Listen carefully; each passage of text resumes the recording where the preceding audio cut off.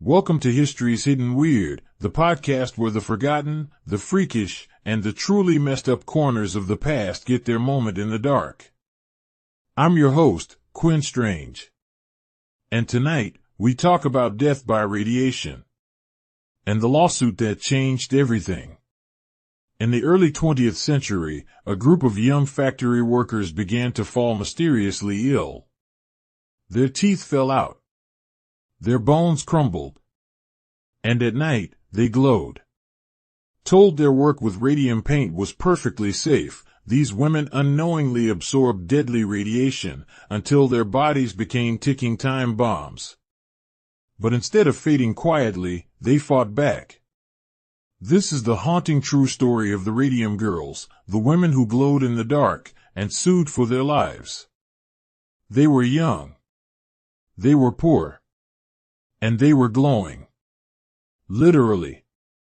In the early 20th century, a group of factory workers began to suffer strange and horrific symptoms: aching jaws, crumbling bones, their teeth falling out, their spines collapsing. At night, some of them noticed something else: their skin glowed in the dark. And the thing that made them glow was the same thing that was killing them. This is the story of the Radium Girls, women who painted with poison, lit up the night, and refused to go quietly. Let's go back to the early 1900s. Radium is the new wonder discovery. Marie and Pierre Curie had isolated it in 1898. It glowed in the dark. It gave off heat. It was exotic, powerful, and mysterious. People called it the miracle element. And, like all miracle cures, it got slapped onto everything.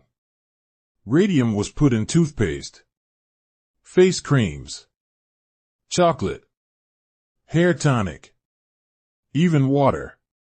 Yes, people literally drank radioactive water. Because they thought it was good for them. In this age of unchecked industrial capitalism, glow-in-the-dark paint became a commercial goldmine. And that's where the Radium Girls come in.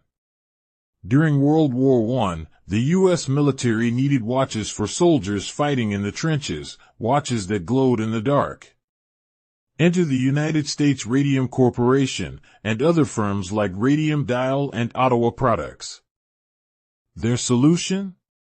Radium-based luminous paint, brand name, Undark. To apply the paint, factories hired teenage girls and young women, cheap labor with steady hands.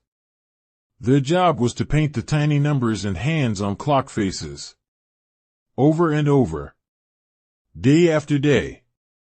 But the paintbrushes were too fine for a single stroke.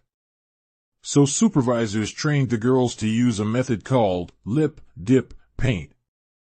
They'd shape the brush tip with their lips, dip it in the paint, then paint the watch face. Lip, dip, paint. Hundreds of times a day. They were literally ingesting radioactive material.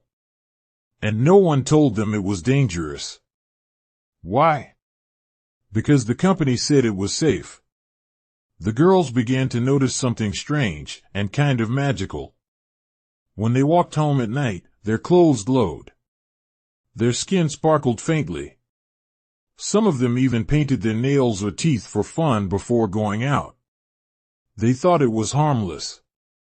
Meanwhile, the male scientists working with radium in the same facilities used lead aprons, tongs, and protective equipment. The workers? Nothing.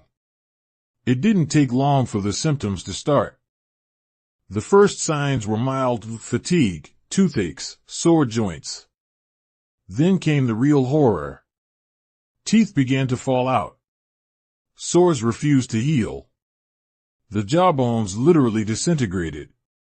Some women developed tumors, grapefruit-sized growths in their hips and thighs. One woman's spine collapsed entirely. Another had her jaw removed in surgery, only for her flesh to refuse to grow back. Doctors were baffled. Then they were suspicious.